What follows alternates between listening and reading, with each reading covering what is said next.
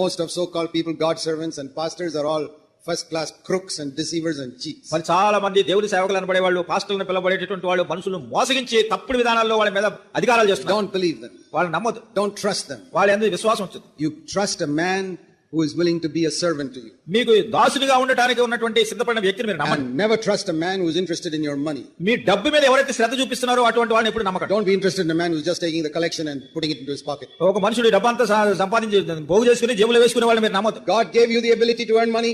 మరి డబ్బు సంపాదించడానికి దేవుడు మీకు శక్తి ఇచ్చాడు. Why do you give it to these deceivers? ఎందుకు ఈ మోసగాళ్ళకి ఇస్తారో డబ్బంతా? You are responsible before God, and God will ask you why you gave his money to these deceivers. దానికి మీరే దేవుడి దగ్గర ఉత్తరవాదం చెప్పాలి, బాధ్యత చెప్పాలి. దేవుడు మీకు డబ్బు ఇస్తాడు. ఎవరికి ఇస్తున్నారు ఈ డబ్బు? Don't give it to these deceivers. ఈ మోసగాళ్ళకి డబ్బు ఎందుకు ఇస్తున్నారు? Give it to some real God's work somewhere. నిజమైనటువంటి దేవుని సేవ ఎక్కడ జరుగుతుంది? There are so many good Christians who are 100% foolish. మరి అనేక మంది మంచి క్రైస్తవులు ఉన్నారు, వాళ్ళు 100% బుద్ధిహీనులు They ఉంటారు. take God's money and give it to these deceivers. వాళ్ళు ఏం చేస్తారు?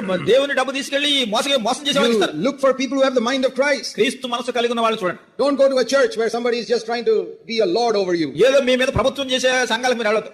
or who is just trying to take your money. లేకుంటే మీ డబ్బు పట్టుకుపోయే వాళ్ళ దగ్గరికి వెళ్ళొద్దు. Because after some time you'll also be like that. ఎందుకంటే కొంతకాలం తర్వాత మీరు కూడా అలా మారిపోతారు. We need to go to place where people have the mind of Christ, the mind to serve others. ఎక్కడైతే ప్రజలు క్రీస్తు ప్రభు వారి మనసును కలిగి ఉంటున్నారో, ఇతరులకు పరిచయం చేయడానికి సేవ చేసే మనసు కలిగి ఉంటారో వాళ్ళ దగ్గరికి వెళ్ళండి. He was God, he became a servant. యేసుక్రీస్తు ప్రభు వారు దేవుడై ఉండి ఆయన దాసుడయ్యాడు. He humbled himself. తను తగ్గించుకున్నాడు. That is the mind we need. అది ఆ మనసు మనకు కావాలి. Always to humble ourselves. ఎల్లప్పుడూ మనల్ని మనం తగ్గించుకోవాలి. Always to go down. ఎల్లప్పుడూ కిందకి దిగటం.